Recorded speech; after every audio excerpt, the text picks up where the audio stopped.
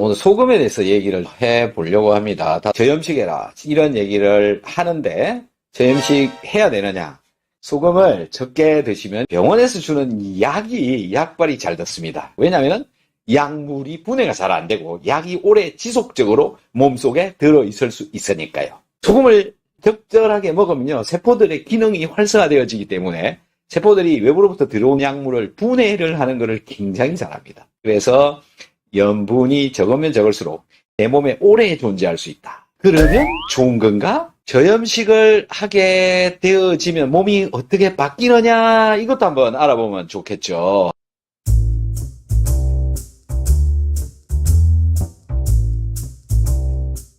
몸이 대사 속도가 떨어진다. 세포 주변에 소금이 부족하면 몸에 대사가 잘 안 된다. 대사가 안 된다는 이야기가 내 몸속에 들어온 포도당을 소비를 하는 속도가 떨어진다. 포도당이 뭐 하는 겁니까? 내 몸에 에너지를 만드는 거다. 힘을 만드는 거다. 이 힘을 만드는 능력이 떨어진다. 체온을 만드는 능력이 떨어지니까 체온이 내려간다. 에너지가 덜 만들어지니까 이런 현상이 나타난다라는 거죠. 그 다음에 기능들, 세포들의 기능이 떨어지면 위장벽에 있는 위산을 만들어내는 그 세포가 위산을 만들기가 어려워진다. 위산을 만들기가 어려워지면 어떻게 되느냐? 소화가 안 된다. 소화가 안 되는 분들의 대부분이 저염식을 하고 있다. 자, 소화가 덜 되면 어떻게 되느냐면 영양성분이 골고루 잘 못 간다. 몸의 기능, 대사 전체가 이제 마비가 되어지죠. 그래서 잠을 못 잔다. 면역이 문제가 생긴다. 기타 등등 온갖 일들이 이제 일어나게 된다. 이게 바로 저염식을 하게 되면 일어나는 안 좋은 점이다라는 건데요. 소금을 제대로 먹어야, 적당량을 먹어야 소화도 잘 되고 몸이 돌아가기 때문에, 에너지도 만들 수 있기 때문에, 몸속에 전기도 통하기 때문에 이런 다양한 장점들이 있는데 왜 먹지 말아야 되느냐라는 거거든요. 소금이라고 하는 것은 우리 몸에서 없으면 절대로 안 되는 물질임에도 불구하고 그렇게 권고를 하고 있다. 그래서 우리가 저염식을 해야 된다라고 하는 것이 얼마나 틀린 것이냐, 어디에다가 맞추어서 우리가 계산을 한번 해보면 되느냐면, 혈중에 들어있는 염분의 양이요, 0.9%로 존재합니다. 0.8에서 0.9% 정도 사이로 존재하죠. 이렇게 존재하려면 내가 먹는 소금의 양과 내가 먹는 물의 양이 밸런스가 맞아야 된다라는 거죠. 그 밸런스가 뭐냐? 내 몸에서 소변이 얼마나 나오느냐, 그리고 그 소변 속에 0.9%가 되어지게 나와야 된다. 그래야 혈액 속에도 0.9%, 혈관의 바깥쪽에도 0.9%가 맞추어진다. 그래야 되는 이유는 뭐냐면 혈액 속의 염분의 농도가 0.9%이기 때문에 그렇다. 그렇기 때문에 병원에서 링거로 넣어주는 그 링거액도 0.9%의 소금, 물이 되어져 있고요. 때에 따라서는, 사람에 따라서는 0.45%를 넣어주기도 하는데 대부분이 0.9%의 링거액을 넣어준다. 결국은 내가 소금을 어떻게 먹어야 되느냐, 얼마나 먹어야 되느냐 결정하는 방법은 내 소변이 얼마나 나오느냐에 따라서 결정이 되어진다. 그리고 그 소변의 염분 농도는 0.9%가 되어줘야 된다. 0.9%를 어떻게 아느냐? 염도계라고 하는 기계가 있는데요. 그렇게 비싸지 않습니다. 그 염도계를 가지고 소변을 받아가지고 찍어보시면 알 수가 있습니다. 몇 프로 나오는지. 그렇게 해서 확인을 해보면 된다. 결론적으로 0.9% 더 나와야 되고, 0.9% 나오게 하려면 내가 마시는 물의 양과 내가 먹어주는 소금의 양이 중요하다. 고염식을 해도 나쁘고요, 저염식을 해도 나쁩니다. 몸이 엉망이 됩니다. 그래서 소금을 섭취를 하는 양은 내가 판단을 하고 내가 결정을 할 수 있는 거지, 남한테 물어보고 얼마나 먹어야 됩니까? 이러는 것은 아니다라는 거죠. 사람마다 몸무게, 그 다음에 노동의 강도, 스트레스 정도, 물을 마시는 양, 음식을 먹는 양, 또 그것 때문에 나오는 소변의 양이 달라지기 때문에 소변의 양이 많으면 많을수록 소금은 많이 먹어야 되고요, 소변의 양이 적으면 적을수록 소금은 줄여야 되는, 이런 이제 결론이 나온다. 그래서 여러분들 중에 혹시 소화가 너무 안 되고 있다, 이런 분들은요, 그러신 분들은 염분을 잘 챙겨 드셔라, 이렇게 제가 권장을 해드립니다. 그 다음에 꼭 염도계로 소변의 염분 농도가 얼마가 나오는지 확인을 해가면서 드셔라 라는 게 핵심이고요. 또 조심해야 되는 게 뭐냐면 혈압을 체크를 잘 하셔야 됩니다. 소금을 먹고 혈압이 올라가는 분들이 있습니다. 그러니까 누구나 올라가는 게 아니고요. 소금을 먹었는데 소금이 남으면 원래 소변으로 빠져나가게 되어져 있습니다. 그런데 신장의 기능이 잘 안 돼가지고 소금을 소변으로 잘 못 빼내는 분들이 있습니다. 자, 이런 분들은요, 염분을 너무 과하게 먹으면 안 된다는 거, 요거를 잘 이해하셔야 됩니다. 그래서 소금을 먹고 혈압이 올라가는 사람은요, 100명 중에 수명 정도밖에 안 됩니다. 소금을 먹는다고 혈압이 올라가는 게 아니다. 왜? 소변으로 잘 빠져나가기 때문에 그렇다. 염분 적게 먹어도 안 좋고 너무 많이 먹어도 안 좋다. 염분 잘 챙겨 드셔서 여러분들이 점점 더 건강해지시고, 소금과 비타민C가 우리 몸에 굉장히 중요하다라고 말씀을 계속 드리고 있는데요. 소금, 비타민C, 우리 몸에서 하는 그 기능, 역할, 이런 것들에 대해서 좀 말씀을 드려보도록 하겠습니다. 우선 그 첫 번째로 소금에 대해서 말씀을 드리도록 할게요.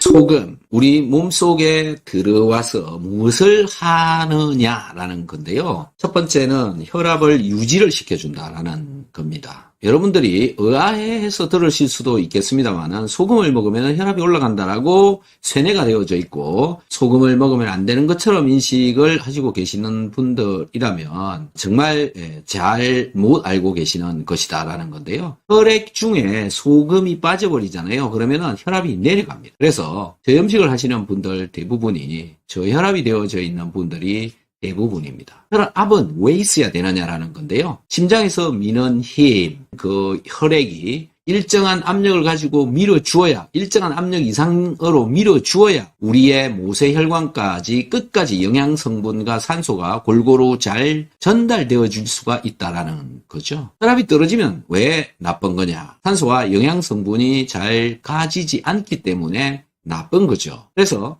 살짝 혈압이 기준치보다 높은 게 살짝 낮은 것보다 훨씬 더 좋은 거다라고 저는 생각을 합니다. 우리 몸은 정상적인 세포 대사를 해야 되고 정상적인 에너지 대사가 되어져야 되기 때문에 정상적인 영양성분과 정상적인 산소가 잘 공급이 되어져야 되기 때문에 그렇죠. 그럼 어떻게 해서 혈압을 올릴 것이냐라는 건데요. 소금이 혈액 속에 존재하는 양이 증가하도록 하면 그 혈액 속에 소금이 들어있는 것으로부터 소금 농도를 맞추어 주기 위해서 수분을 혈관 안에다가 끌어오게 된다. 그래서 혈관 안에 소금의 양과 수분의 양이 증가하게 되고 그 양이 증가하는 것 때문에 심장에서 밀어주어야 되는 혈액의 양이 증가하고 그것으로 인해서 혈압이 정상적으로 회복을 할 수가 있다. 그래서 소금은 혈압을 조절을 해주는 기능을 하는데 내려간 혈압을 올리도록 하는데 소금의 섭취가 중요하다라는 것이고요.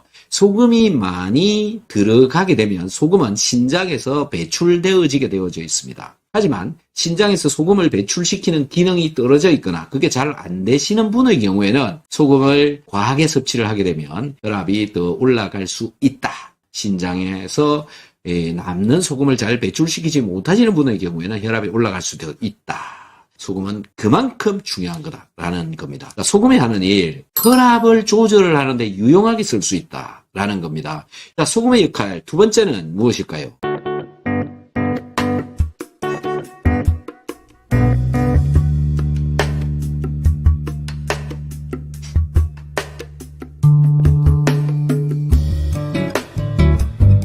두 번째는요, 소금이 전해질의 역할을 한다.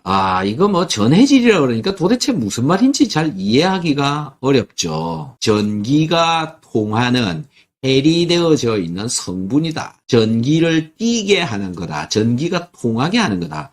그래서 소금이 없는 물에 염도계를 꽂으면 제로가 나오지만 소금이 있는 물에 그 염도계를 꽂으면 숫자가 나타납니다. 숫자가 나타나는 그 이유가 뭐냐면은 전기가 통하기 때문에 그렇죠. 전기가 통하는 양을 가지고 염도를 체크를 해내주고 있다. 우리 몸속에서 소금, 전해질 이것이 충분하게 들어있어야 된다. 일정 수준 이상 들어있어야 된다. 그래야 전기가 통하는 몸이 되어진다. 전기가 통하지 않는 몸이라면 그러면 어떻게 되느냐? 전기가 통하지 않는 몸은 그냥 사망입니다. 그리고 이 전기가 통하는 것에 의해서 세포 대사가 일어나고 있습니다. 특히 칼륨, 나트륨 펌프가 움직이면서 에너지를 생산하고요. 이 에너지를 가지고 체온을 유지를 하는데 쓰인다. 세포 대사를 하는데 쓰인다. 소금은요, 우리 생명 유지를 하는 체온을 유지를 하고 체온을 만들어내는데 쓰이는 거다. 이만큼이나 중요한 것이 소금인데, 소금이 적정 양으로 여러분들한테 몸속에 들어가고 있는지, 나는 적정 양을 먹고 있는지, 부족하게 먹고 있지는 않은지, 이런 것들에 대해서 이해를 해 놓는 게 필요하다. 소금이 적으신지 많으신지를 확인하는 방법은 소변의 염분 농도를 체크를 해서 0.9% 이하가 나오면 좀 더 드셔야 된다. 이렇게 평가를 하셔서요. 섭취하는 물의 양, 섭취하는 소금의 양, 음식의 양 이런 것들을 종합을 해서 소변으로 얼마가 나오고 있느냐 이걸 확인해 가면서 염분 섭취량을 조절을 해 보시면 될 것 같습니다.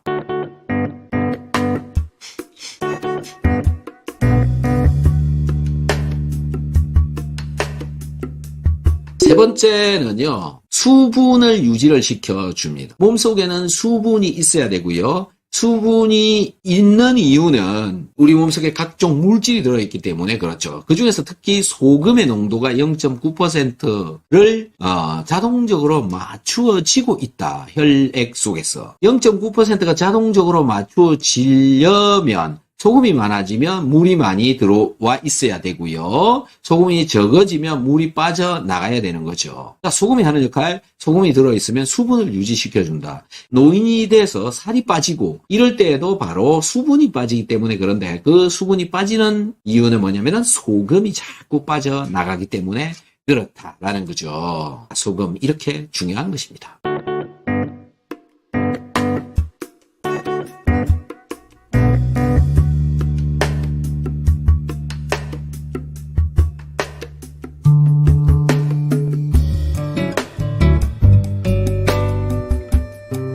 네 번째, 우리의 세포 대사를 잘 일어나게 해준다라는 거죠. 아까 제가 칼륨, 나트륨 펌프에 대해서 말씀을 드렸는데요. 나트륨이 들어가고 칼륨이 빠져나오고 이게 세포막을 통해서 왔다 갔다 하면서 에너지 생산이 되어지는데 여기에 바로 전자가 이용이 되어지는 거죠. 우리 몸의 세포 대사, 신진대사, 그 다음에 생화학 반응, 전자를 통해서 일어나고 있고 이 전자는 소금을 통해서 굉장히 많은 양이 공급이 되어지고 있다. 즉 생화학 반응을 우리 몸이 신진대사가 잘 되도록 해주는 게 바로 소금이다.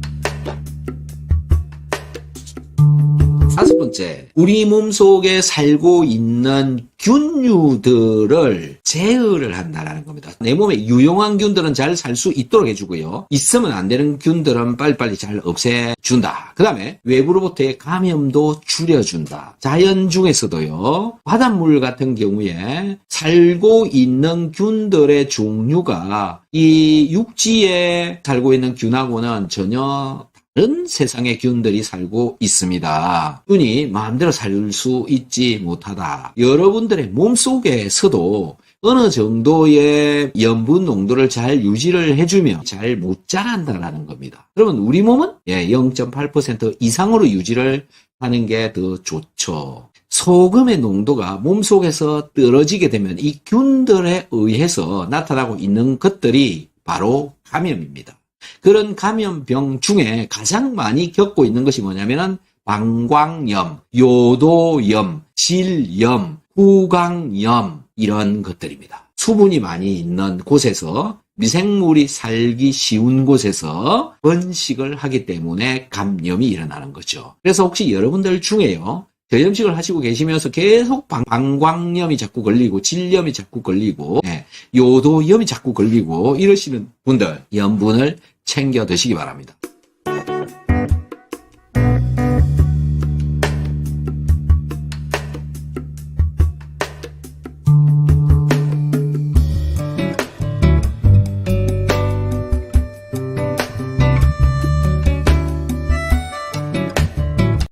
다음에 소금은요, 소화를 시키는 위산의 원료가 되어지는데 사용이 되어진다. 자, 소금은 원소 기호로 ACl입니다. 자, 여기에 있는 요 Cl이라고 하는 이것이 위산을 만드는데 사용이 되어지는 염소 성분이 되는 거죠. Cl은 소금으로부터 공급이 되어진다라는 거고요. 많은 양의 염소가 필요합니다. 이 위산, 소금의 공급에 의해서 위산이 만들어진다. 이렇게 중요한 겁니다. 그래서 염분 섭취량이 감소하고 저염식을 하시고 계시면 결국은 위산 분비량이 줄어들고요. 위산 분비량이 줄어들면 소화가 안 되게 되어지죠. 특히 단백질 소화가 잘 안 되어지게 되기 때문에 소금 섭취량은 굉장히 중요합니다. 저염식 절대 하면 안 되고 저염식 하면은 소화불량에 걸린다. 소금은 소화를 잘 되게 해주는데 쓰인다.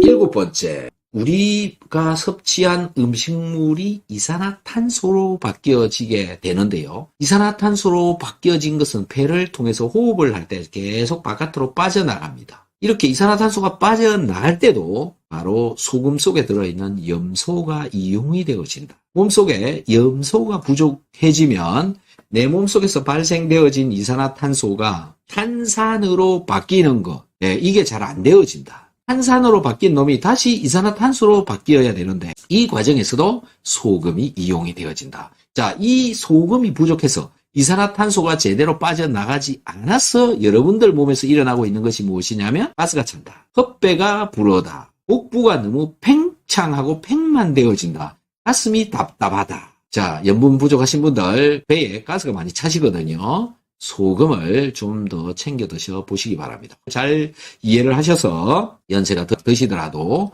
소금과 먹기 좋은 음식물들하고 같이 골고루 잘 챙겨. 다들 나는 짜게 먹고 있습니다 라고 말을 하면서 소금을 잘 먹고 있다 이렇게 말씀들을 하시는데요. 소금 정확한 양 제대로 먹기 정말 힘듭니다. 그런데 다들 먹고 있다라고 말씀을 하시는데요. 대부분 보면 부족하더라라는 겁니다. 자, 여러분들이 소금을 섭취하고 있는 양 잘 드시고 계시다라고 말씀을 하시는 분은 이렇게 먹어야 제대로 먹는 거다라는 건데, 밥 드시고요, 반찬 드시고요, 그 다음에 국물을 300ml 정도 드셔야 된다라는 거죠. 그리고 그 속에 들어있는 소금의 양은 약 1% 정도 되어야 된다. 300ml에 1% 들어있으면 들어있는 소금의 양 3g입니다. 자, 그리고 그 반찬과 나물, 김치, 기타 300ml 정도의 반찬을 먹을 때 비로소 3g 정도 먹을 수 있습니다. 그래서 6g을 드셔야 된다라는 건데요. 이걸 하루 3끼를 드셔야 18g을 먹을 수 있다라는 거죠. 이 정도면 굉장히 잘 드시는 건장한 남자 정도 돼야 아마 이 정도 먹을 수 있는데요. 그런 분의 경우에 물을 하루에 2.5리터 정도는 먹는다라고 가정을 하고요. 이게 2.5리터가 될 수도 있고 2리터가 될 수도 있습니다. 이 수분 안에는 위에 있는 국물 300ml도 포함되어져 있습니다. 하루 3끼 먹으면 900ml를 먹게 되는 거죠. 이렇게 먹을 경우에 하루 3번을 먹을 때 비로소 소금 18g을 먹을 수 있다는 겁니다. 자, 좀 전에 보여드렸던 밥 하루 3그릇 꼬박꼬박 챙겨 먹고요. 반찬 약 300ml씩 하루 3번 꼬박꼬박 챙겨 먹고요. 국물 300ml씩 하루 3번 꼬박꼬박 챙겨 먹고 이렇게 드시는 분 소금 잘 드시고 계시는 분이다. 이렇게 해서 소변이 약 2리터 정도가 나온다면 이 소변 속에 소금이 하루에 18g 정도씩 나오게 되면 비로소 염분 농도가 0.9% 된다. 어떠신가요?